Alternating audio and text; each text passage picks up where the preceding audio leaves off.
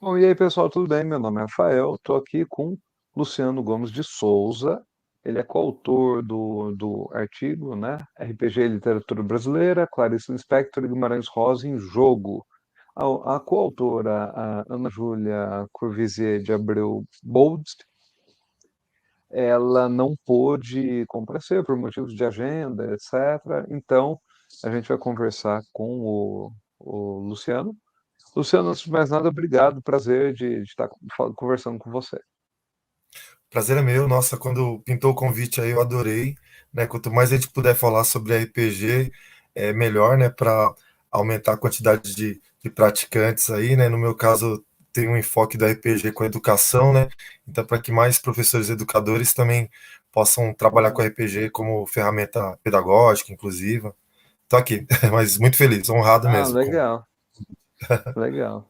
Bom, de onde surgiu essa né, sua ideia aqui do RPG e Literatura Brasileira? Como que você é professor, né? E como que você falou, não, dá para dialogar? Tá.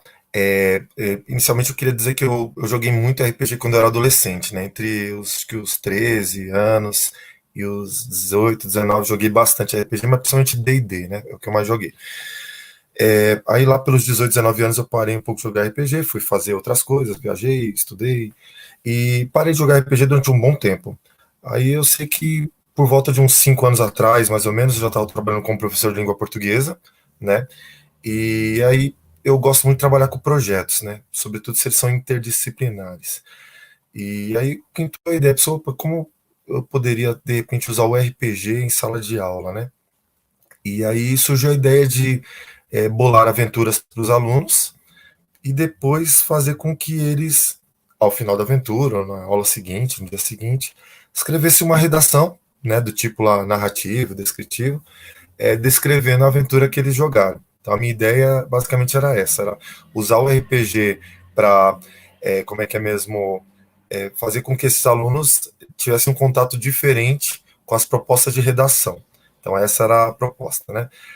Lembrando que o RPG, ele também, eu sabia que ele ia propiciar também um gosto maior pela leitura, né? Que a partir do momento que o aluno, a pessoa, o participante, né, joga como aventureiro, muitas vezes ele se sente incentivado a escrever uma nova história, né? Então, assim, uns 5 anos atrás eu comecei a trabalhar, então, na ideia de mesclar RPG e educação. Então, seria ali um RPG pedagógico. Aí dei uma pesquisada na internet, foi quando eu conheci o trabalho maravilhoso do professor doutor Ricardo Ribeiro do Amaral, ele é lá da Universidade Federal de Pernambuco, né? E ele trabalhava, por exemplo, com RPG para ensinar a disciplina de física. Então tive contato com ele, troquei uns e-mails, né? E ali comecei a trabalhar nesse RPG pedagógico. No caso aí do capítulo do e-book, né? Aí eu dei um passo um pouquinho maior. Além de trabalhar a redação, né? A ideia foi trabalhar literatura. Então eu fiz os alunos jogarem lá, alunos de nono ano e oitavo anos, né? Jogarem aventuras, né? E após jogarem aventura, não era só escrever uma redação.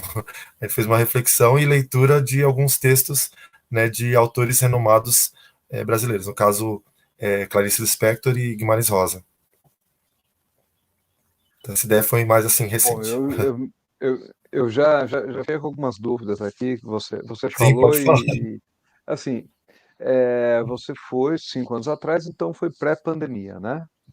Foi Sim, quando você começou a surgir a começou. ideia do RPG mesclar RPG e educação, né, foi antes da pandemia, Uhum, né? E aí eu me baseei muito no D&D, que era o que eu jogava quando era adolescente, né? uhum, uhum, E nisso aí eu pensei, nossa, como é que eu vou fazer? Aí eu comecei a criar umas cartas personagem, eu não sei desenhar muito bem, também não entendo muito de uhum, informática, né? Mas mesmo de modo rudimentar, eu comecei a construir lá umas cartas personagens, né?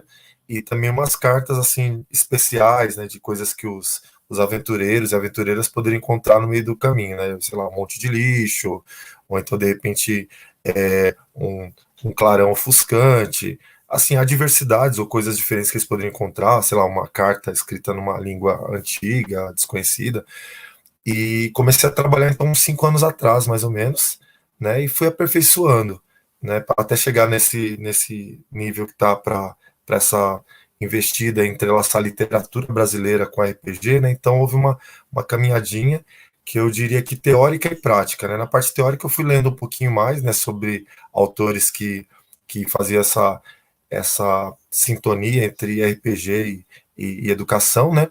E aí aos poucos foi surgindo, né? Fui criando aos poucos um sistema autoral, né? Eu chamo de ser, né? Fui criando o ser, né? O sistema escolar de RPG, né? Foi mais ou menos isso, para chegar aí no resultado aí desse e-book, né, que a gente tentou então fazer isso, com que os alunos entrassem no cenário de um dos contos da Clarice Lispector, né? No caso o cenário que eu escolhi foi do conto O Primeiro Beijo, da Clarice Lispector, né?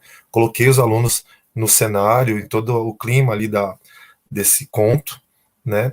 E, e assim, depois que terminou tudo, né, que eu falei que existia um conto ali da Clarice Lispector que era ambientado daquela forma, né? Aí veio a curiosidade e, e o despertar daquela curiosidade de ler, né? Nossa, eu quero ler esse conto aí. No caso do Guimarães Rosa, eu coloquei eles em outro cenário, no cenário lá do conto A Menina de Lá, né, das primeiras histórias do Guimarães Rosa.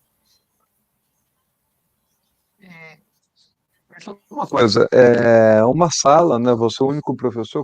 Como que você coordenou? Cada aluno interpretava um personagem, tinha um narrador, tinha vários narradores. Tá. Como que você montou assim que é a sala de quantos alunos, mais ou menos? Como que você lidou Tá. com essa? Em torno de 30 alunos.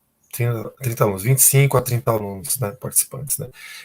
De fato, a sua pergunta é muito boa, porque tá aí um dos grandes problemas quando você quer trabalhar com RPG em sala de aula, né? Seja virtual, né? Ou presencial. E aí, como é que eu vou fazer para lidar com 25 participantes, né? 30 participantes? Nisso eu busquei a parceria de amigos que trabalhavam com RPG também, que já tinham usado o RPG em sala de aula, né? E aí eu tive duas contribuições maravilhosas. Uma delas, já citei o nome, o professor Dr. Ricardo Ribeiro do Amaral, da Universidade Federal de Pernambuco, né? Ele sugeriu que eu separasse a sala em grupos, né? Uma das sugestões era essa, de separar a sala em pequenos grupos, né? De 4 alunos, 5 alunos, né? E eles iam jogando aventuras paralelas, né? A mesma aventura, mas de forma paralela, né? Eu chegava num grupo, falava a narrativa, o que estava acontecendo, e eles iam decidindo o que ia fazer.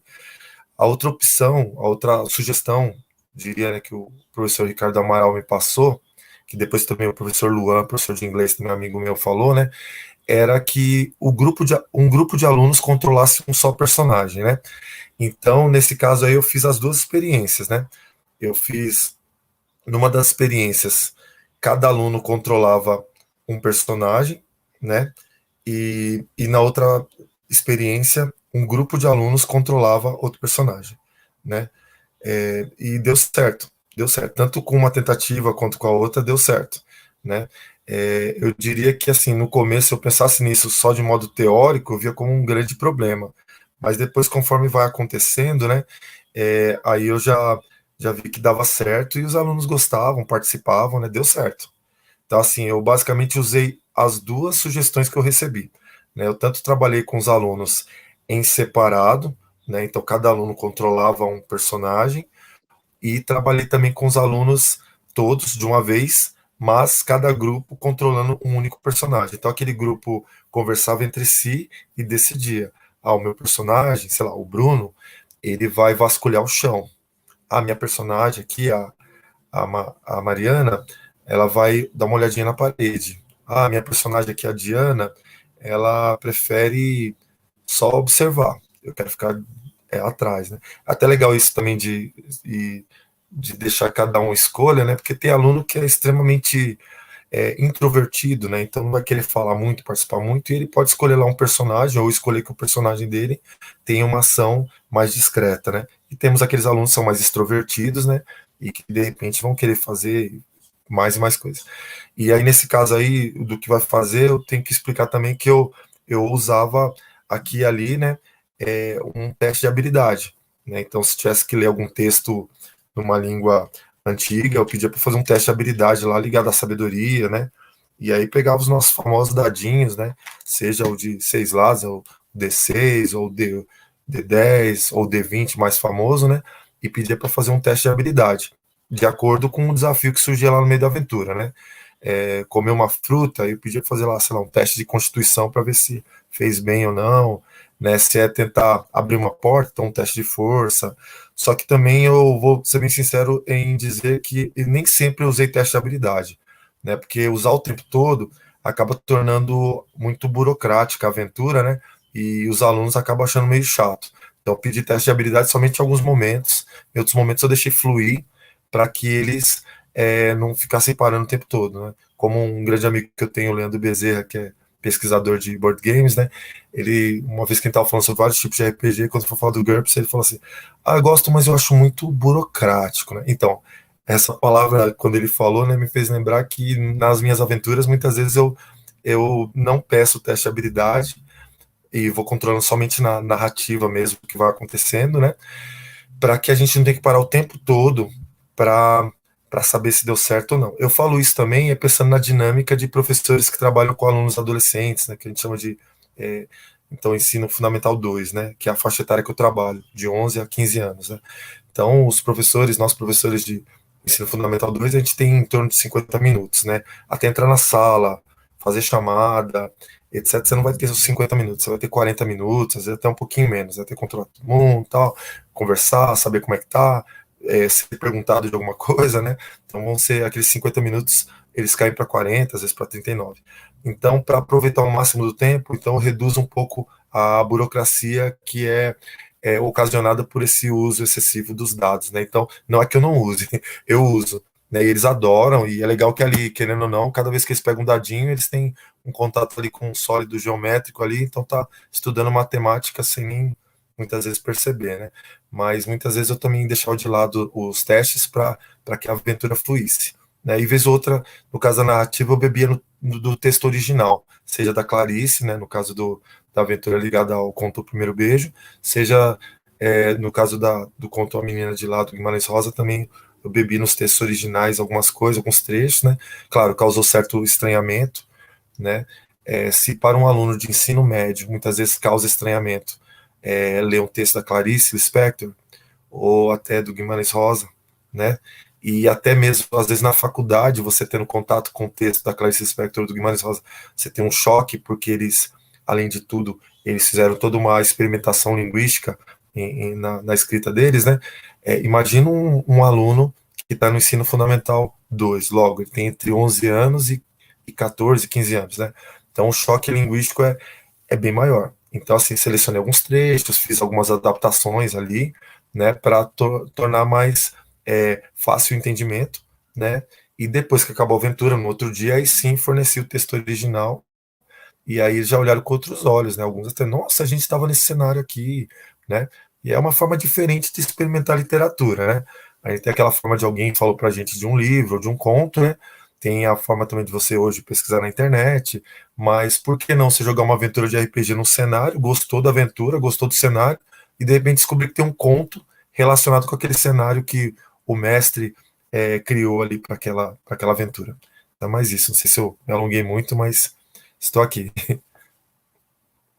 Alongou o suficiente. É assim, né? É assim que a gente conta. Eu fico muito curioso, eu queria saber, antes de mais nada, o que te motivou a escolher esses contos? Quer dizer, pô, por que você não escolheu Machado de Assis? Ou por que você não escolheu outro conto, né? Quer dizer, é, até se a gente pensa o Guimarães, se você quisesse, olha, às vezes de Augusto Matraga, talvez tivesse algo próximo de D&D, que você imagina, olha, tem um, né, tem ali, tem vários Tem, contos ali no Sagrado. É, por que a escolha desses contos, né? E aí depois eu faço uma outra pergunta. certo.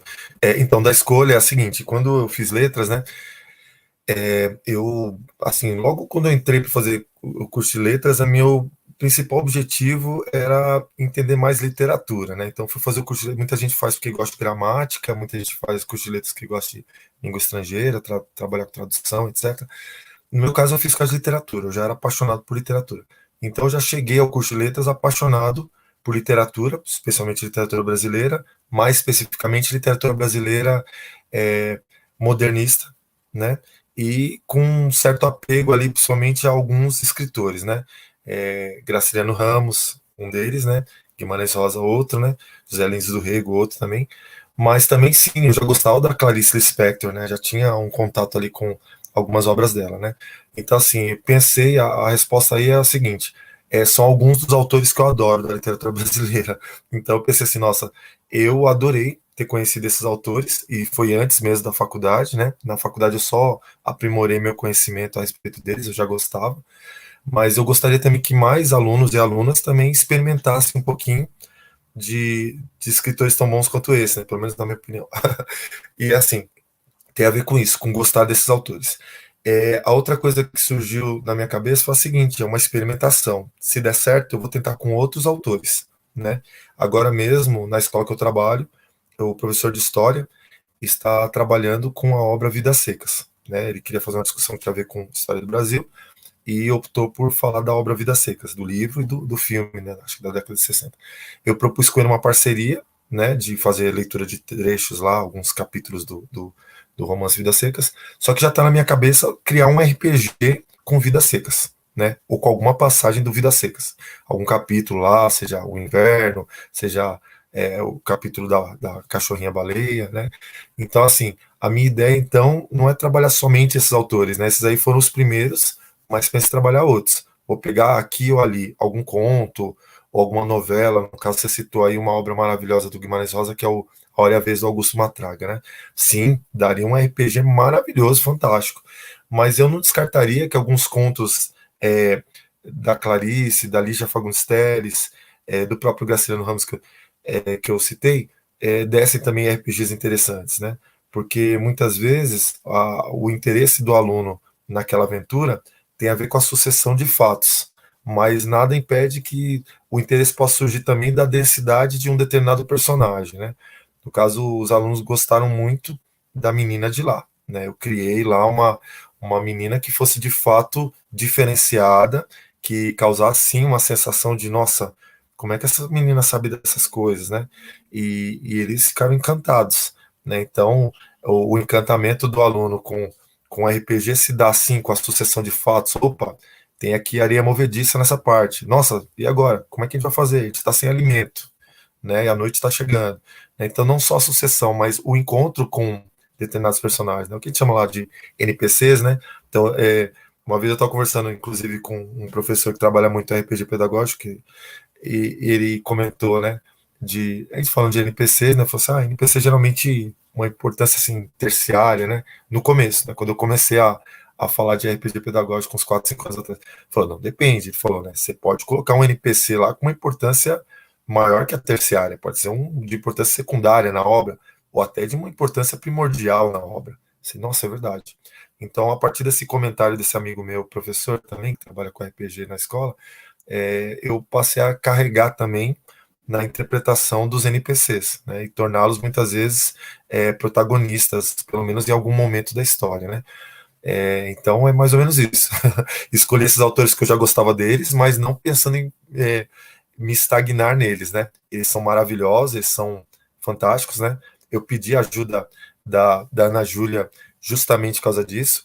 Como eu já tinha me formado no curso de letras já fazia um bom tempo, tinha estudado a fundo esses escritores já fazia um bom tempo, há mais de 15 anos, 15 anos mais ou menos, eu pensei, nossa, acho que eu não estou no ponto, assim, ao ponto de conseguir escrever bem sobre eles. Eu vou chamar alguém que está com essa literatura mais fresquinha na mente. Aí foi quando surgiu a parceria com a Ana Júlia, entrei em contato com ela, falei, nossa, aceito agora mesmo, vamos trabalhar nesse texto. São os autores que eu acabei de ver no semestre passado, eu estou com a literatura aqui na minha mente, repetindo os trechos que eu vi, opa, é você mesmo que eu quero. Então, quem lê esse capítulo, né, fora a parte do RPG, que acho que é o ponto chave, o ponto principal do e-book inteiro, né, quem gosta de literatura vai gostar da parte que fala da Clarice, que fala da linguagem do Guimarães Rosa, né?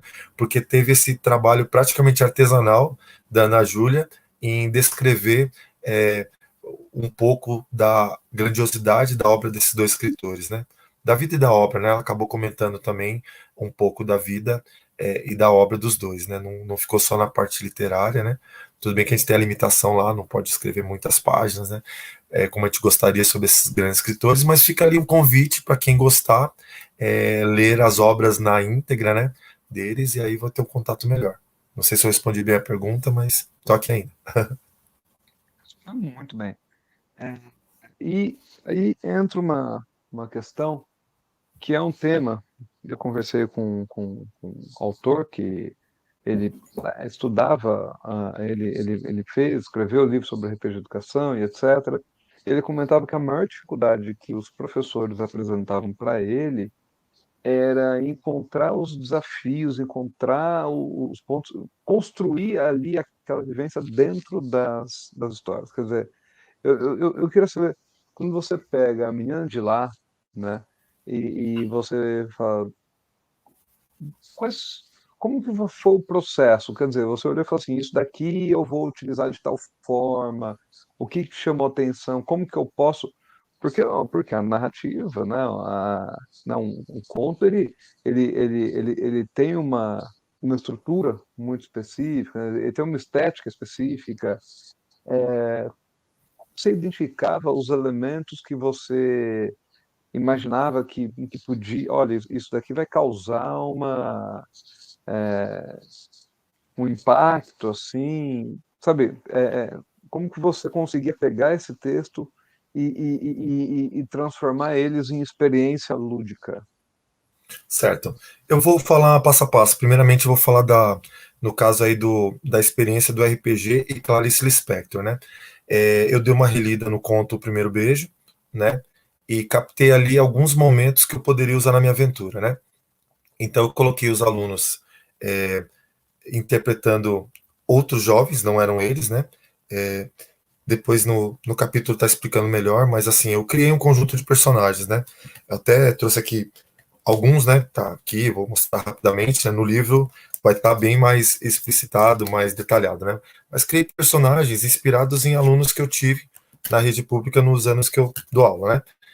Então eles são de diferentes etnias, diferentes estilos, né?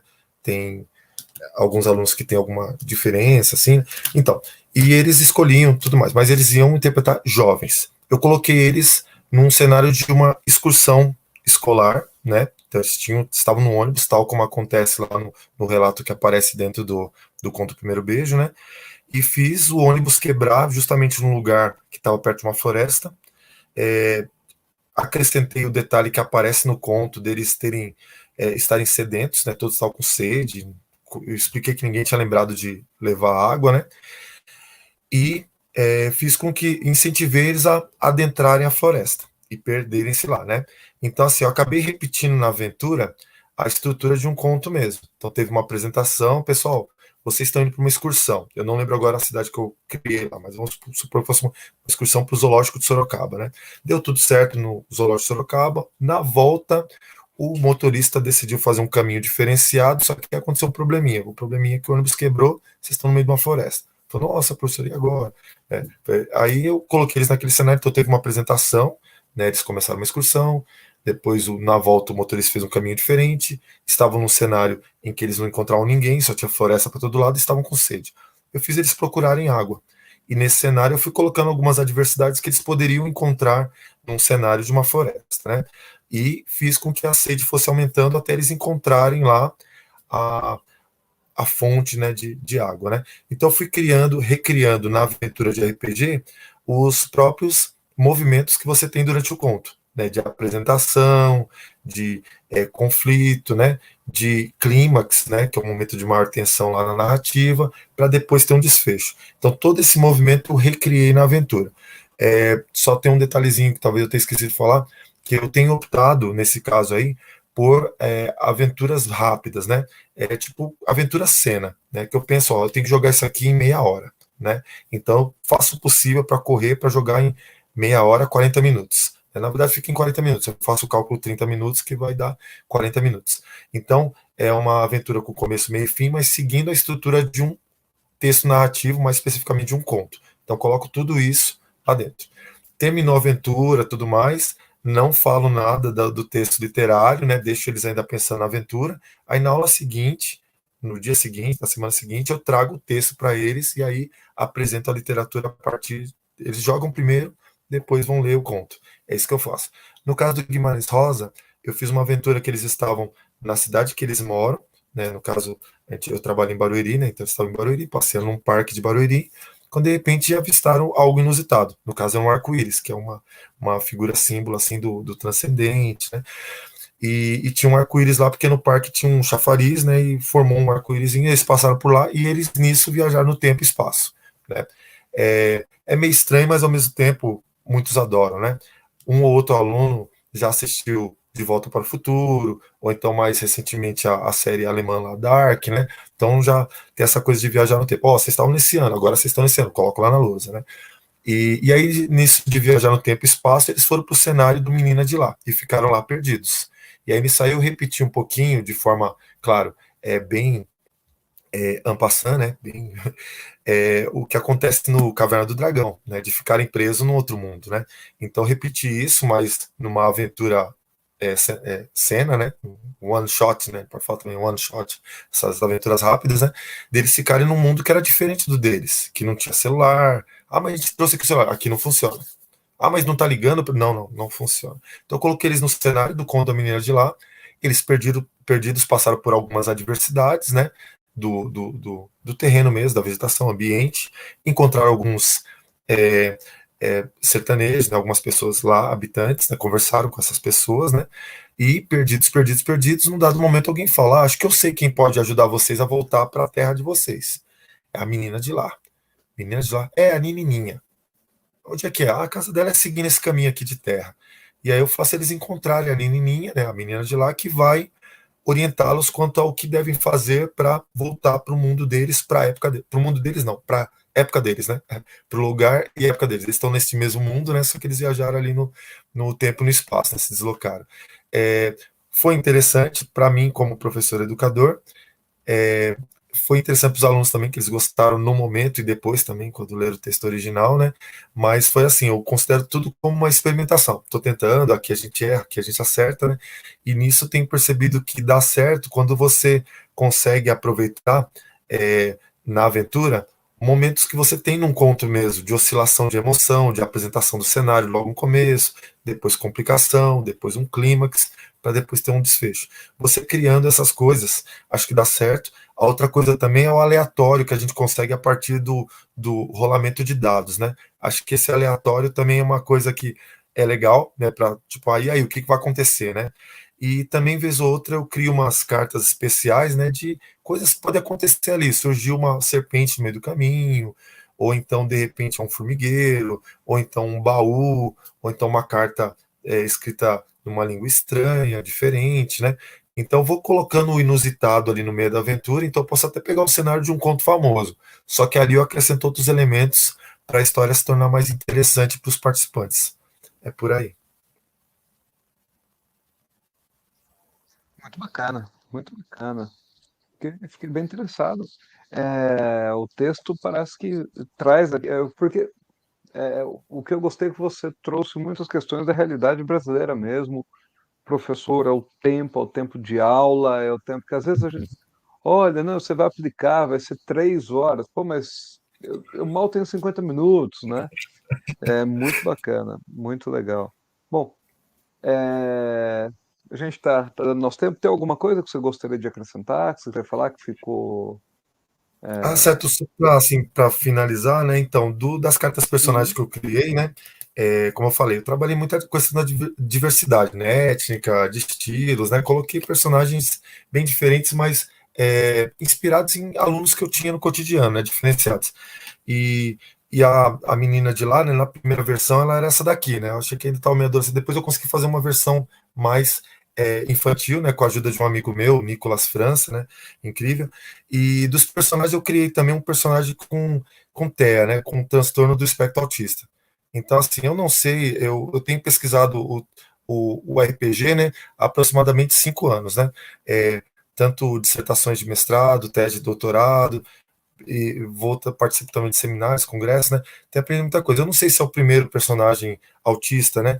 No RPG brasileiro, né? O primeiro personagem com TEA, mas se não é, não importa, tem aí então uma representatividade aí também do transtorno do espectro autista no RPG que eu tenho criado e tenho apresentado para esses alunos, né? É uma ferramenta que eu penso que está dando certo, mas que, claro, eu vou precisar adaptar uma coisinha aqui ou ali, né? Como todo mestre e mestra de RPG tem que fazer, né? A gente sempre tem que se adaptar, né?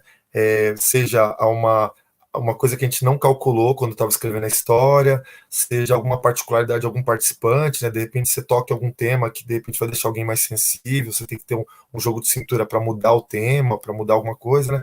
Então esse jogo de cintura, ele é muito comum já que o professor use na sua disciplina, seja de história, de geografia, de matemática, né? Ter esse jogo de cintura.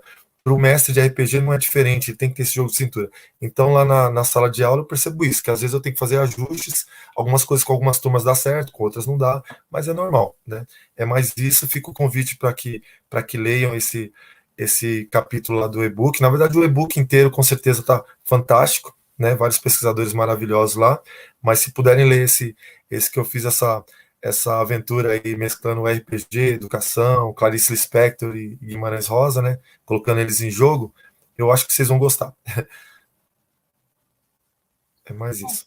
eu gostei muito que você falou que, né, que às vezes acerta, às vezes erra. Educação em que o professor não aprende não é educação também, né? Sim, É, educação é o processo em que o professor ele também cresce, né?